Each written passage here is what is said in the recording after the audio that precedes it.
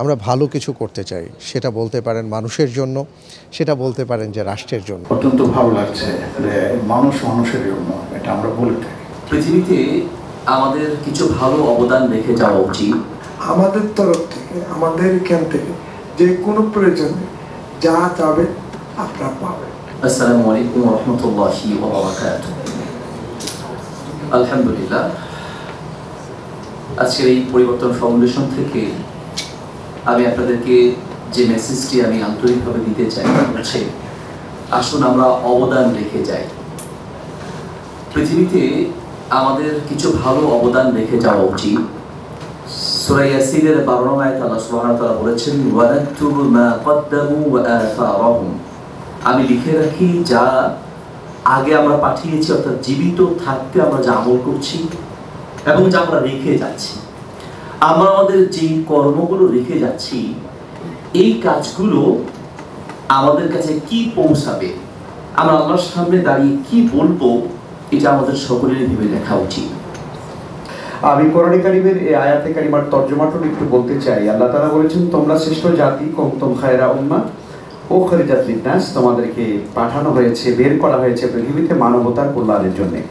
সারা পৃথিবীতে মজলুম মানুষের মধ্যে রেনেসাঁস যে আন্দোলন শুরু হয়েছে, আমি মনে করি এই সময়ে আসলে মানবতার কল্যাণে মুসলিম উম্মার শ্রেষ্ঠ সন্তানরা বেশি ভূমিকা পালন করলে এই জাতি অনেক বেশি উপকৃত হবে। পরিবর্তন ফাউন্ডেশনের সঙ্গে ইনশাআল্লাহ তারা আমরা আছি, আমরা তারা এই ভালো কাজের সঙ্গে থাকতে পারলে এটিও আমাদের জন্য নাজাতের একটা বড় ওসিলা হবে। আমরা পরিবর্তন ফাউন্ডেশনটা এই জন্য দিয়েছি যে দেখুন, আমাদের জীবনে সকলেরই আসলে পরিবর্তন আছে, কিন্তু পরিবর্তনটা দুইভাবে হতে পারে, ইতিবাচক, নেতিবাচক। আমরা চাই যে আমাদের ব্যক্তি জীবন থেকে শুরু করে নিয়ে আমাদের সামাজিক, রাষ্ট্রীয় সর্বক্ষেত্রেই আমাদের পরিবর্তনটা যেন ইতিবাচক হয়, এবং এটা নিয়ে আমাদের পরিবর্তন ফাউন্ডেশন কাজ করবে বলে আমরা ইনশাল্লাহ আশা করি। মূল ব্যাপারটা হলো যে বাংলাদেশ এমন একটা জনগোষ্ঠীর দেশ, যে দেশে আমাদের অনেক ধরনের সমস্যা আছে, অনেক কিছু নিয়ে আমরা প্রবলেম ফেস করি।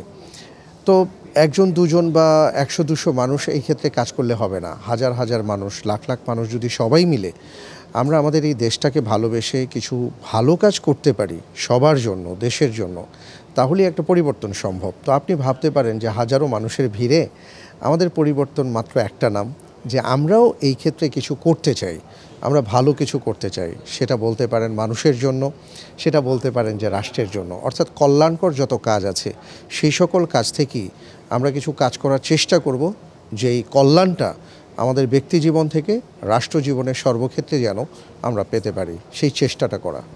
অত্যন্ত ভালো লাগছে যে মানুষ মানুষের জন্য, এটা আমরা বলে থাকি।